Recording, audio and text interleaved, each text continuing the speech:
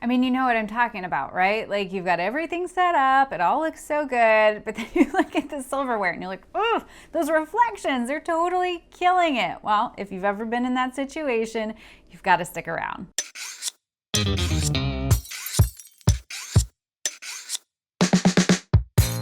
What's shaking bacon? I'm Joni Simon. Welcome to my studio. This is where I do food photography, and the goal here is to grow your food photography skills so you can feel confident behind the camera. And today we're talking about that super important issue of managing reflections. So important for us as food photographers, and we are using this book, Light, Science, and Magic, which we are studying all month long as a part of the Bite Shop Book Club.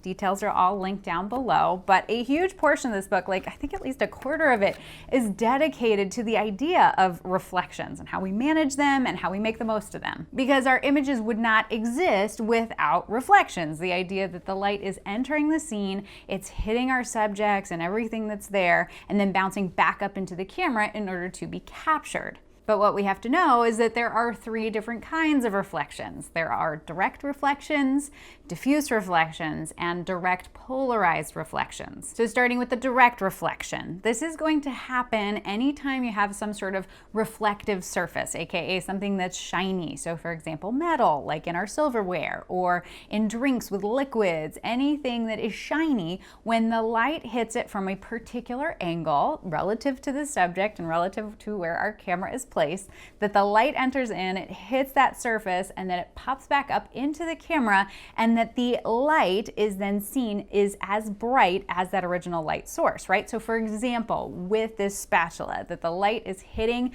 the front of that spatula, popping back up into the camera, and is just as bright as that original light source. Whereas then we have diffuse reflections, which we can think of as those reflections that happen when light hits non-shiny things. So for example, the napkin here, that the light enters the scene, it hits the napkin, but instead of directly popping back up into the camera, that the light becomes diffuse, that it kind of goes all over the place, and so it is not as bright as that original light source. And then the direct polarized, we'll save that for a little later in the video. Now the diffuse reflections for the most part are not the ones that are driving us nuts. It's the direct reflections, that those are the ones that we need to figure out how to manage. And so in order to manage direct reflections, you have to understand the concept of the family of angles. That the idea is that we have our subject, and depending on the angle from which the light is entering the scene and where your camera then is positioned, that there are a certain number of angles that will then produce a direct reflection. That if the light is within the family of angles, you'll get a direct reflection.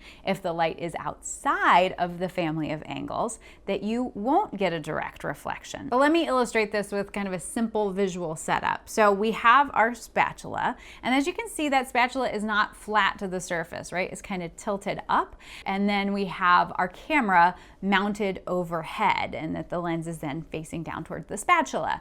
So then if we took an imaginary ping pong ball and we dropped that ping pong ball from the lens down onto the spatula, that because of the way that spatula is facing, that then that ball would bounce. Well, what direction would the ball bounce? It would bounce off to the right? Because of the position of that spatula. And so then we mentally mark an imaginary line coming from the camera down to the spatula, hitting the surface of the spatula, and then a line going directly out in the direction that that bounce happened, right? And this is what we call as the idea of the angle of incidence is equal to the angle of reflection or bounce. That the idea then if light comes in from where that ping pong ball bounced to, hits the surface of that metal, and then bounces back up into the camera, it's going to give us a direct reflection. And so that area where the ball bounces, if we continue that off in a straight line, that is a part of the family of angles for this particular setup, given this particular subject and the position of the camera. And so then if I position a light exactly in where that bounce factor would happen, that that ball, if it went out in a straight line continuing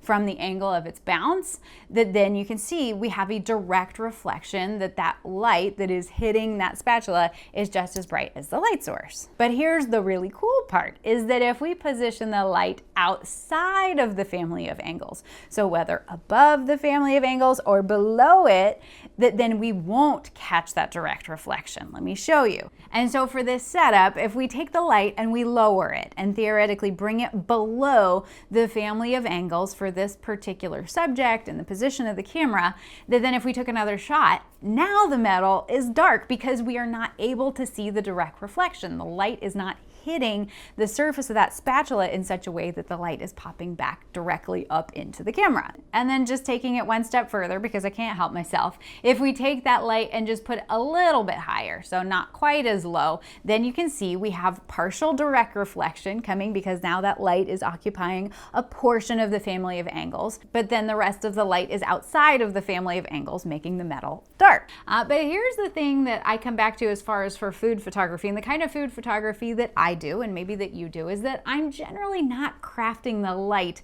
specific to the forks and the knives and the flatware. I am creating the light so that it's most flattering for the food, and that then all of the flatware is sort of, supplemental to the image. It's a component of the story, and we certainly don't want it to be distracting, but it's not the primary subject. So I always prioritize my lighting for the subject, but then how do we still make that flatware look better given what we know about the family of angles? Well, on page 120, we've got some helpful tips, and the one that I probably use most often, that is the most helpful, especially when dealing with flatware, is that we just simply move the direction of the flatware so that it isn't catching that direct reflection from the family of angles. And so you can see the way that this knife is positioned that we are really catching that really bright direct reflection. Well, if I just take the knife and I kind of tilt it or tip it or reposition it. One thing that can really help in that repositioning process is I love having museum putty with me, and I've shared this in previous videos, because we can just take a little piece of that museum putty and kind of stick it up under the knife. So now obviously that's a little easier to do with something that is flat like a knife, but say for example we've got something like a fork which has a curve to it. Now forks generally for the most part still play nicely with reflections, but one thing we can do if we can't really change the position or tilt it away from the light, then is we can incorporate something that's called a gobo or a flag, a card, kind of different names for the same sort of purpose of something that can help block the light that is falling within the family of angles. I just take this little piece of black foam core and I position it at the base of the light so that it's just cutting the light and it's blocking the light that is hitting on that fork within the family of angles. But now maybe you're thinking, okay, forks, knives, those really aren't my problems, Joni. It's the spoons, those darn spoons. Can I get an amen that spoons are the worst? Because of course, knowing what we know about the way family of angles works, do you think about a curved surface? Oh, this poses all sorts of issues. And two, if it's a highly polished spoon, a highly polished round surface, it's going to project anything that we are seeing around that scene, right? Like you always see the reflection of your camera right dead in the center of the spoon. And he goes into this in page 169 saying that, when we're dealing with highly polished reflective surfaces, that no amount of camera tricks will ultimately completely remove that reflection that you see of your camera. You can create tints and camouflages and all sorts of things in order to minimize that so you have less Photoshop work to do. That unless we are photographing a campaign specifically about spoons, otherwise, if this is a scene where we've got oatmeal or we've got ice cream, something else that has a spoon as a part of it, here are my two go-to strategies. So the first thing that I'm going to do is I'm going to use a really super large light source, creating really diffuse soft light.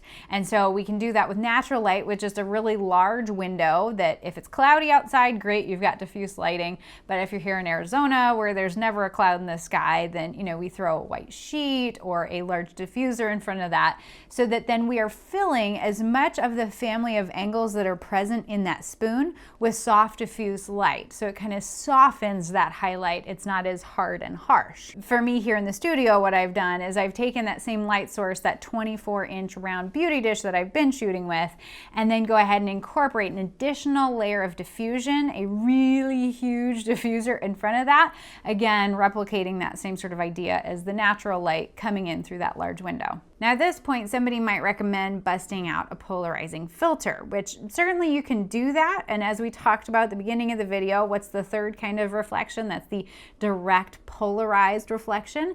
But you may not have a ton of those present in your particular scene. And as you can see, I threw a polarizing filter over my lens and it really didn't alter the scene all that much. It changed it a little bit, but not enough. And ultimately, if you're dealing with a polished spoon, I don't care what filter you throw over it, you're still gonna see the camera reflected. And so then the other tip, which some people call cheating, I call it getting the job done, is making sure that that spoon has a less shiny surface, which is helping create more diffuse reflection as opposed to direct reflection. I've got this particular set from Target that's already really kind of matte and dinged. It looks a little more rustic.